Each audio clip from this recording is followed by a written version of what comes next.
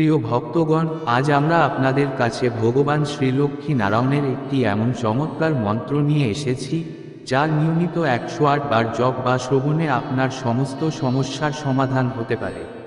লক্ষ্মী নারায়ণ ভগবানের এই মন্ত্র শ্রবণের ফলে সমগ্র ব্রহ্মাণ্ডের সুখ শান্তি আপনার চরণে আসবে এবং সর্বপ্রকার সুখ সমৃদ্ধি বৃদ্ধি পাবে। যদি আপনি ঋণ বা অন্য কোনো সমস্যায় ভুগে থাকেন, তবে অবশ্যই এই মন্ত্রের জপ করুন। এর প্রভাবে সুখ, সম্পদ, ধন, ঐশ্বর্য এবং সমৃদ্ধির বর পাওয়া যায়। লক্ষ্মী নারায়ণ ভগবানের এই অলৌকিক মন্ত্রের শ্রবণে ব্যবসায়ীদের লাভ হয়। দেবী লক্ষ্মীর কৃপায় তাদের ব্যবসা বাড়ে। যারা চাকরিতে স্থায়িত্ব চান বা নিজের কাজে উন্নতির আকাঙ্ক্ষা রাখেন, তাদের জন্য এই মন্ত্র অত্যন্ত উপকারী। প্রিয় ভক্তগণ, আপনাদের শুধু এই মন্ত্রটি নিজের বাড়ি, দোকান বা মোবাইল ফোনে 108 বার শুনতে হবে।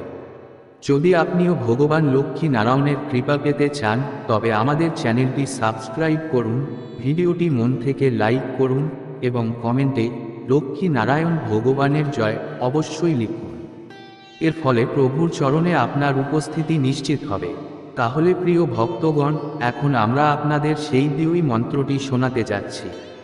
এই মন্ত্রটি শ্রবণ করুন, প্রভুর কৃপা লাভ করুন এবং আপনার জীবনকে সুখ সমৃদ্ধিতে পূর্ণ করুন। ॐ ह्रीं ह्रीं श्री लक्ष्मी वासुदेवाय नमः।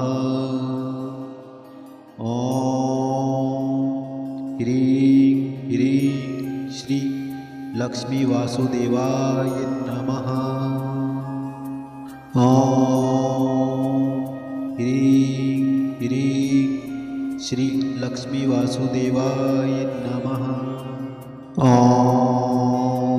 ह्रीं ह्रीं श्री लक्ष्मी वासुदेवाय नमः। ॐ ह्रीं ह्रीं श्री लक्ष्मी वासुदेवाय नमः। ॐ ह्रीं ह्रीं श्री लक्ष्मी वासुदेवाय नमः। ॐ ह्रीं ह्रीं श्री लक्ष्मी वासुदेवाय नमः। ॐ ह्रीं ह्रीं श्री लक्ष्मी वासुदेवाय नमः। ॐ ह्रीं ह्रीं श्री लक्ष्मी वासुदेवाय नमः।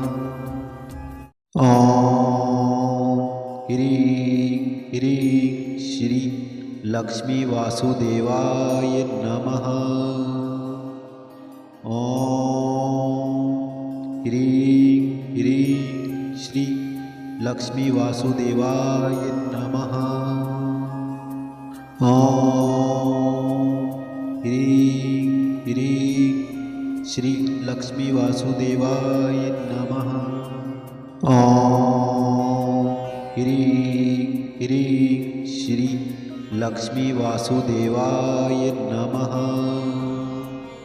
ॐ ह्रीं ह्रीं श्री लक्ष्मी वासुदेवाय नमः। ॐ ह्रीं ह्रीं श्री लक्ष्मी वासुदेवाय नमः। ॐ ह्रीं ह्रीं श्री लक्ष्मी वासुदेवाय नमः। ॐ ह्रीं ह्रीं श्री लक्ष्मी वासुदेवाय नमः। ॐ ह्रीं ह्रीं श्री लक्ष्मी वासुदेवाय नमः। ॐ ह्रीं ह्रीं श्री लक्ष्मी वासुदेवाय नमः। ॐ ह्रीं ह्रीं श्री लक्ष्मी वासुदेवाय नमः। ॐ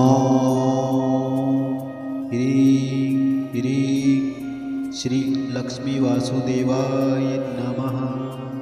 ॐ ह्रीं ह्रीं श्री लक्ष्मी वासुदेवाय नमः। ॐ ह्रीं ह्रीं श्री लक्ष्मी वासुदेवाय नमः। ॐ ह्रीं ह्रीं श्री लक्ष्मी वासुदेवाय नमः। ॐ ह्रीं ह्रीं श्री लक्ष्मी वासुदेवाय नमः। ॐ ह्रीं ह्रीं श्री लक्ष्मी वासुदेवाय नमः। ॐ ह्रीं ह्रीं श्री लक्ष्मी वासुदेवाय नमः। ॐ ह्रीं ह्रीं श्री लक्ष्मी वासुदेवाय नमः। ॐ ह्रीं ह्रीं श्री लक्ष्मी वासुदेवाय नमः। ॐ ह्रीं ह्रीं श्री लक्ष्मी वासुदेवाय नमः। ॐ ह्रीं ह्रीं श्री लक्ष्मी वासुदेवाय नमः। ॐ ह्रीं ह्रीं श्री लक्ष्मी वासुदेवाय नमः। ॐ ह्रीं ह्रीं श्री लक्ष्मी वासुदेवाय नमः। ॐ ह्रीं ह्रीं श्री लक्ष्मी वासुदेवाय नमः। ॐ ह्रीं ह्रीं श्री लक्ष्मी वासुदेवाय नमः। ॐ ह्रीं ह्रीं श्री लक्ष्मी वासुदेवाय नमः। ॐ ह्रीं ह्रीं श्री लक्ष्मी वासुदेवाय नमः। ॐ ह्रीं ह्रीं श्री लक्ष्मी वासुदेवाय नमः। ॐ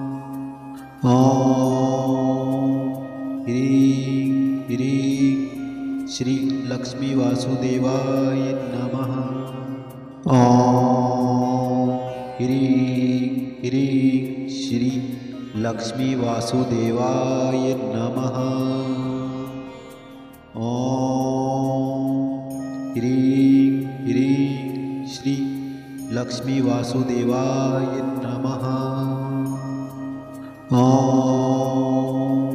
ह्रीं ह्रीं श्री लक्ष्मी वासुदेवाय नमः। ॐ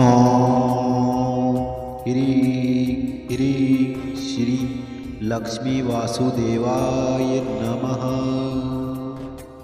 ॐ ह्रीं ह्रीं श्री लक्ष्मी वासुदेवाय नमः। ॐ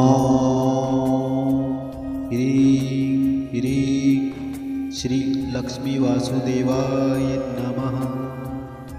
ॐ ह्रीं ह्रीं श्री लक्ष्मी वासुदेवाय नमः। ॐ ह्रीं ह्रीं श्री लक्ष्मी वासुदेवाय नमः। ॐ ह्रीं ह्रीं श्री लक्ष्मी वासुदेवाय नमः। ॐ ह्रीं ह्रीं श्री लक्ष्मी वासुदेवाय नमः। ॐ ह्रीं ह्रीं श्री लक्ष्मी वासुदेवाय नमः। ॐ ह्रीं ह्रीं श्री लक्ष्मी वासुदेवाय नमः। ॐ ह्रीं ह्रीं श्री लक्ष्मी वासुदेवाय नमः। ॐ ह्रीं ह्रीं श्री लक्ष्मी वासुदेवाय नमः। ॐ ह्रीं ह्रीं श्री लक्ष्मी वासुदेवाय नमः। ॐ ह्रीं ह्रीं श्री लक्ष्मी वासुदेवाय नमः। ॐ ह्रीं ह्रीं श्री लक्ष्मी वासुदेवाय नमः। ॐ ह्रीं ह्रीं श्री लक्ष्मी वासुदेवाय नमः। ॐ ह्रीं ह्रीं श्री लक्ष्मी वासुदेवाय नमः। ॐ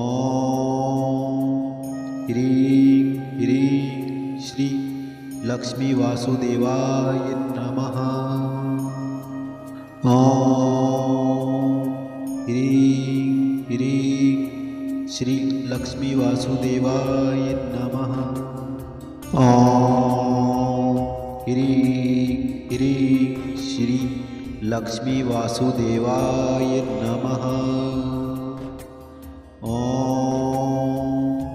ह्रीं ह्रीं श्री लक्ष्मी वासुदेवाय नमः। ॐ ह्रीं ह्रीं श्री लक्ष्मी वासुदेवाय नमः।